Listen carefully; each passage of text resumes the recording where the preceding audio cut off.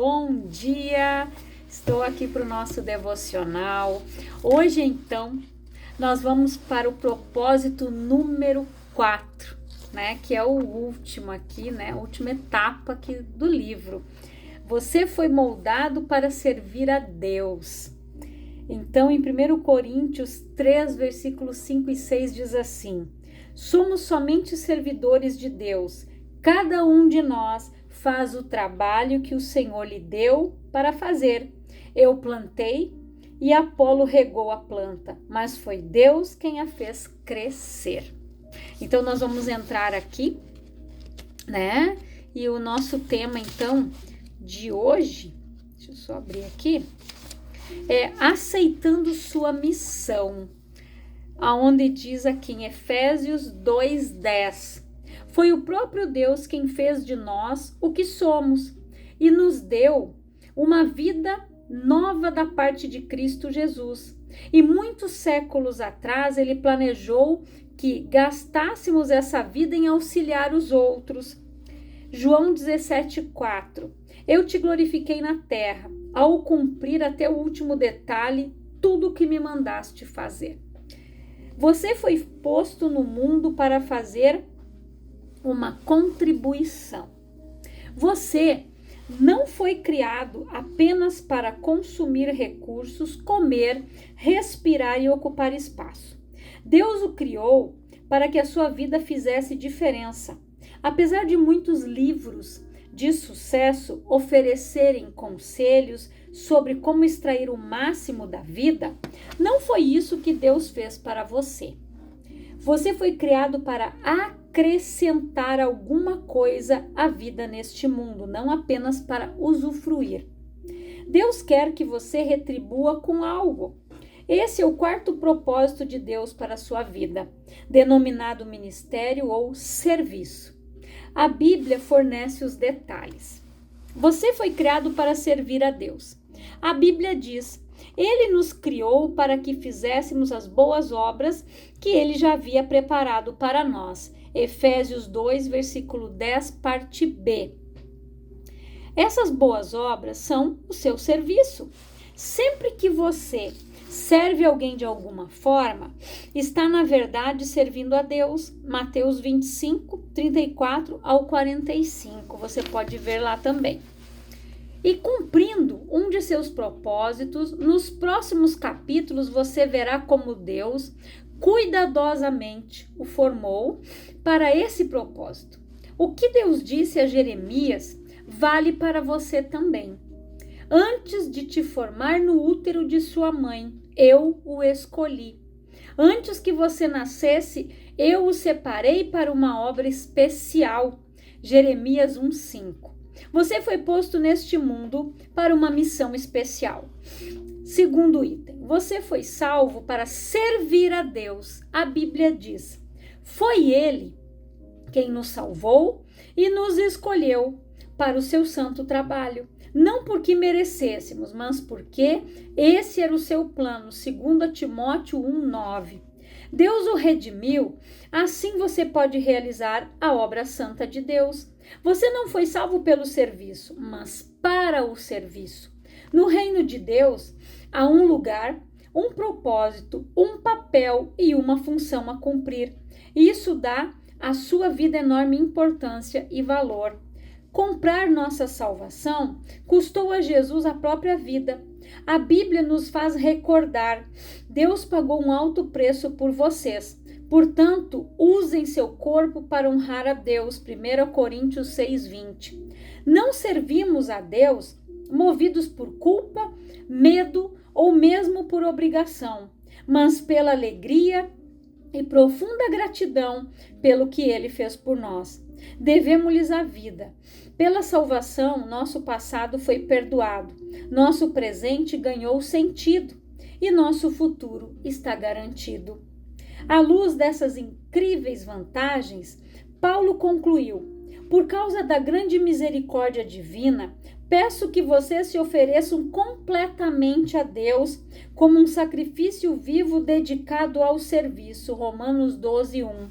O apóstolo João ensina que nossos préstimos amorosos às outras pessoas demonstram que somos verdadeiramente salvos. Nosso amor uns pelos outros dá testemunho de que já passamos da morte para a vida. 1 João 3,14. Se não sinto amor pelos outros, nem desejo de ajudar as pessoas, e me preocupo somente com minhas necessidades, devo questionar se Cristo está realmente em minha vida. O coração salvo deseja servir.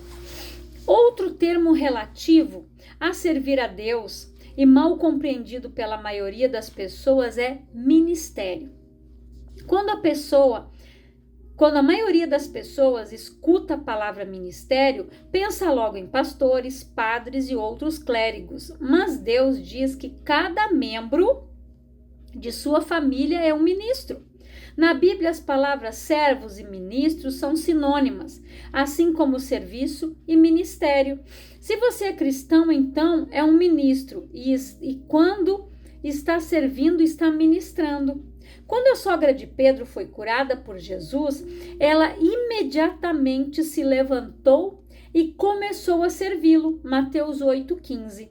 Usando o novo dom da saúde, é exatamente isso que devemos fazer. Somos curados para ajudar os outros, somos abençoados para ser uma bênção, somos salvos para servir, mas não para ficar sentados esperando pelo céu. Você nunca se perguntou por que Deus não nos leva para o céu imediatamente após aceitarmos sua graça? Por que nos deixa em um mundo decadente? Ele nos deixa aqui para que cumpramos os propósitos dele. Depois que você é salvo, o Senhor tenta usá-lo para cumprir os objetivos que ele traçou.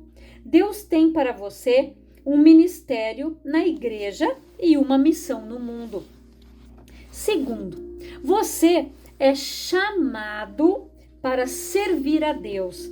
Enquanto cresce, você deve pensar que ser chamado por Deus é algo somente missionários, pastores, freiras e outros trabalhadores ou obreiros de tempo integral experimentam, mas a Bíblia diz que todo cristão é chamado para servir. O chamado para a salvação inclui o chamado para servir. Ambos são o mesmo chamado, independentemente de seu emprego ou carreira. Você é chamado para ser um cristão, servindo em tempo integral. Um cristão não servo é uma contradição. A Bíblia diz: Deus nos salvou e nos chamou para sermos o seu povo. Não foi por causa do que temos feito, mas porque este era o seu plano e por causa da sua graça. 2 Timóteo 1,9. Pedro acrescenta: vocês foram escolhidos para falar acerca das excelentes qualidades de Deus que os chamou. 1 Pedro 2,9. Sempre que faz uso das habilidades que Deus lhe concedeu para ajudar os outros, você está cumprindo o seu chamado. A Bíblia diz: vocês agora pertencem a Ele, para viver uma vida útil no serviço de Deus. Romanos 7,4. Quanto de seu tempo vem sendo utilizado no serviço de Deus? Em algumas igrejas da China, dão-se as boas-vindas aos novos convertidos dizendo: Jesus agora tem um novo par de olhos para ver, de ouvidos para escutar, de mãos para ajudar e um novo coração para amar os outros. Uma razão pelo qual você precisa estar vinculado a uma igreja é o cumprimento de seu chamado para servir outros fiéis de maneira prática. A Bíblia diz: todos vocês reunidos são o corpo de Cristo e cada um de vocês é um membro separado e necessário desse corpo. 1 Coríntios 12, 27. Seu serviço é desesperadamente necessário no corpo de Cristo. Basta perguntar em qualquer igreja local. Cada um de nós tem um papel a desempenhar e cada função é importante. Não existe serviço pequeno para Deus, todos são importantes. De igual modo, não existem ministérios insignificantes na igreja. Alguns são visíveis e outros são desempenhados nos bastidores, mas todos são importantes. Ministérios pequenos ou velados podem fazer grande diferença. Em minha casa, a luminária mais importante não é o enorme lustre da sala de jantar, mas a pequena luz noturna que impede de tropeçar quando me levanto à noite. Não há uma correlação exata entre tamanho e importância. Todo ministério é importante, pois todos dependemos uns dos outros para atuar. O que acontece quando uma parte de seu corpo deixa de funcionar? Você adoece. O restante do corpo sofre. Imagine se o fígado decidisse começar a viver por conta própria. Estou cansado. Não quero mais servir este corpo. Quero um ano de folga, só me alimentando. Tendo de pensar no que é melhor para mim. Deixe que outra parte do corpo assuma minha tarefa. O que aconteceria? O corpo morreria. Milhares de igrejas locais hoje estão morrendo por causa de cristãos que não têm vontade de servir. Eles se portam como meros espectadores e o corpo sofre. Próximo item. A ordem é servir a Deus. Jesus foi categórico. A atitude de vocês deve ser igual à minha, porque eu, o Messias, não vim para ser servido, mas para servir e dar a minha vida por muitos. Mateus capítulo 20, versículo 28. Para os cristãos, servir não é opção, tampouco algo a ser encaixado em nossa agenda, quando há tempo disponível. Servir é a essência da vida cristã. Jesus veio para servir e para dar. Esses dois verbos também devem orientar nossa vida. Serviço e doação resumem o quarto propósito de Deus para a nossa vida. Madre Teresa disse certa vez: viver em santidade consiste em realizar a obra de Deus com um sorriso. Jesus ensinou que a maturidade espiritual jamais será um fim em si mesma. Maturidade é para o ministério. Crescemos para nos doar. Seguir aprendendo mais e mais não é o suficiente. Precisamos agir de acordo com o que sabemos e pôr em prática o que afirmamos acreditar. Impressão sem expressão causa depressão. Estudar sem trabalhar leva à estagnação espiritual. A antiga comparação entre o Mar da Galileia e o Mar Morto ainda é verdadeira. O Mar da Galileia é cheio de vida, porque recebe água e também deságua no Mar Morto. Nada sobrevive, pois ao contrário do primeiro, não deságua. A última coisa que muitos cristãos precisam hoje em dia é participar de outro estudo bíblico. Eles já sabem muito mais do que têm posto em prática. O que necessitam é de experiências em servir, nas quais possam exercitar seus músculos espirituais. Servir é contrário à nossa inclinação natural. Na maior parte do tempo, estamos mais interessados em ser servidos que em servir. Dizemos: estou procurando uma igreja que atenda às minhas necessidades e me abençoe, ao invés de estou procurando um lugar onde eu possa servir e ser uma bênção. Esperamos sempre que os outros nos sirvam, não o contrário, mas à medida que amadurecemos em Cristo, o foco de nossa vida é mudado progressivamente para o serviço ao próximo. Um seguidor maduro de Jesus deixa de perguntar: quem irá prover minhas necessidades? E começa a perguntar: de quem irei suprir as necessidades? Você alguma vez já fez essa pergunta? Preparando-se para a eternidade.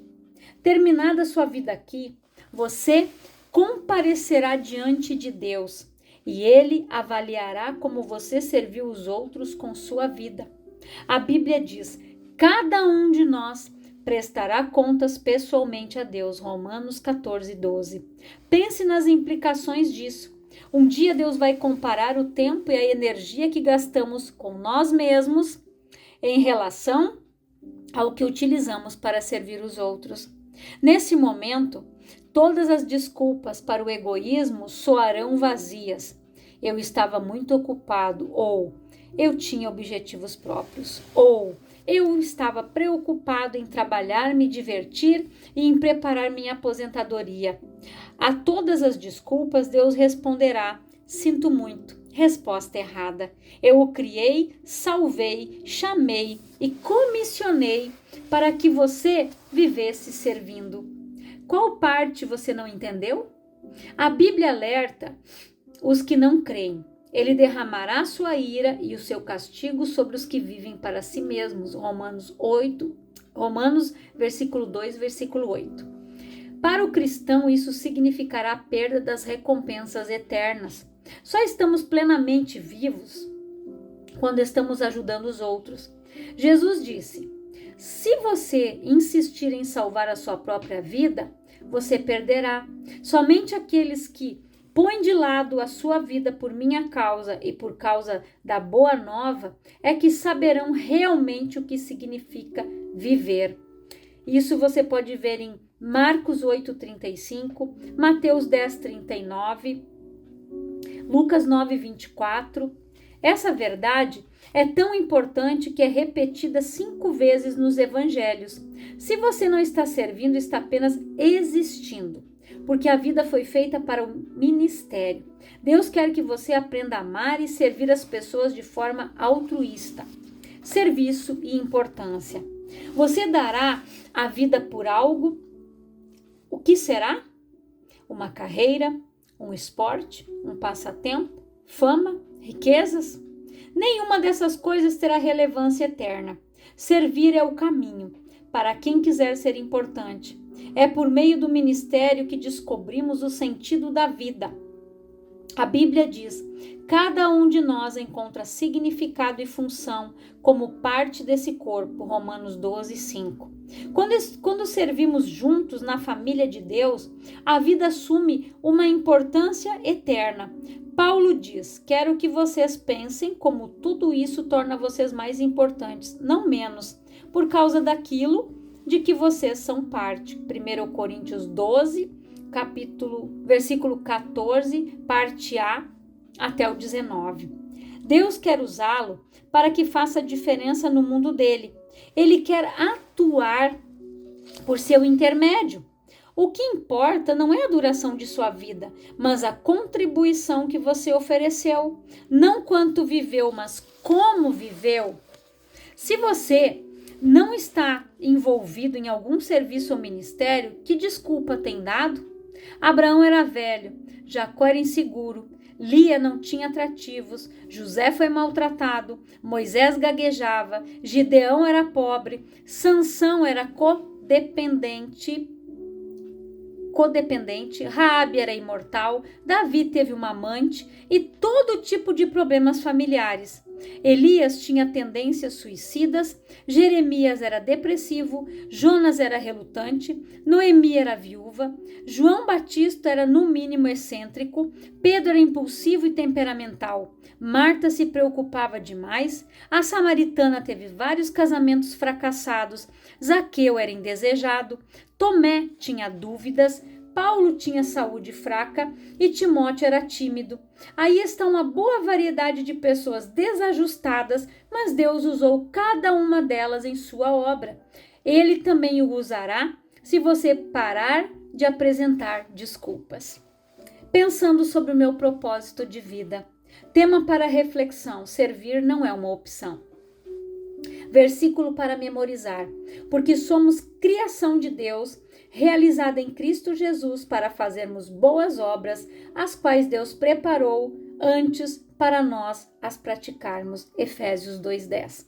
Pergunta para meditar: o que está me impedindo de aceitar o chamado de Deus para servi-lo? Então aqui fica algo muito importante, né? Para a gente refletir nessa quarto propósito aqui, que vai ser dividido ali em vários estudos. E aqui a gente vê que nós fomos criados com um propósito para servir a Deus e aos outros. Jesus, ele disse, quando ele lavou os pés dos discípulos, ele mostrou que ele veio para servir e não para ser servido. Jesus, ele nasceu num lugar simples. Ele podia ter nascido no lugar mais luxuoso que tinha, mas não. Ele já nasceu na simplicidade. Ali ele já foi aprendendo a humildade. Ele já foi aprendendo a trabalhar com José, sendo carpinteiro. Então Jesus, ele sabia trabalhar, ele tinha um ofício. Então, para você ver que ele veio, gente, para servir. E ele veio para fazer a vontade do Pai. Morreu por mim e por você. Então, nós estamos aqui não para ocupar terra inutilmente, como aquela figueira que estava lá no meio da vinha, viçosa, bonita, mas não tinha nenhum fruto. O dono da vinha disse: corta ela. Aí, o agricultor ali, o empregado, né, da vinha, ele disse: Senhor, deixe que eu adube as raízes, arrume a terra. Se no ano que vem ela não der frutos, então o Senhor corta. Quem deu a ordem? Deus. Quem é que disse que ia adubar e arrumar? Jesus. Então Deus, ele está sempre, Jesus, ele é o nosso advogado, nosso intercessor. Ele está dando sempre uma chance para a gente, uma oportunidade para as pessoas abandonar o egoísmo, deixar o eu de lado e servir, ser servo de Deus, servir os outros, ajudar os outros, cuidar. Então, esse é o nosso ministério. Foi para isso que Deus nos criou. Então, que você faça uma reflexão sobre esse capítulo e que o Espírito Santo venha ministrar ao teu coração, que você saia da zona de conforto, achando aonde você está dando desculpas, que você pare de dar desculpas, porque Deus quer te usar, quer usá-lo da forma como você é. Deus nos criou, cada um é um ser individual, não tem outro igual. Gêmeos, eles podem ser idênticos na fisionomia, mas no caráter, no temperamento, eles são diferentes. Eles têm qualidades, eles têm defeitos, todos, eles não são, eles são iguais somente fisicamente, mas espiritualmente eles são diferentes. Cada um tem a sua maneira de pensar, a sua forma de agir. Então, nós precisamos refletir nisso. Eu quero orar por você, Pai, em nome de Jesus. Eu oro por todas estas vidas, Senhor, que ouvem esta palavra. E eu peço a bênção do Senhor sobre cada um. Que o Senhor venha direcioná-los. Que o Senhor venha guiar, Pai, os passos deles, conduzir o caminho deles, mostrando o seu ministério, o seu chamado. E que eles tenham um coração disposto a servir, Pai. E não querer somente ser servidos, mas que eles estejam aqui com um coração voluntário. E eu oro também, Pai, aqui pelo Rio Grande do Sul, aonde as cheias, a enchente novamente está aí. Mas que o Senhor, Pai, cuide desse povo, cuida do nosso povo, guarda o nosso estado, Pai, livrando eles de tragédias, livrando o Senhor de mortes, que eles não venham perder aquilo que eles conquistaram, mas que o Senhor dê as condições para que eles possam sair das suas casas, voltar em segurança. Que o Senhor cuide de nós, Pai, é o que eu te peço, que a bênção do Senhor esteja sobre o nosso estado e sobre todos estes lugares, Pai, aonde as chuvas estão aí em excesso, que o Senhor guarde, que o Senhor livre, Pai, cada um, em nome de Jesus. Que Deus te abençoe grandiosamente, no nome do Senhor Jesus.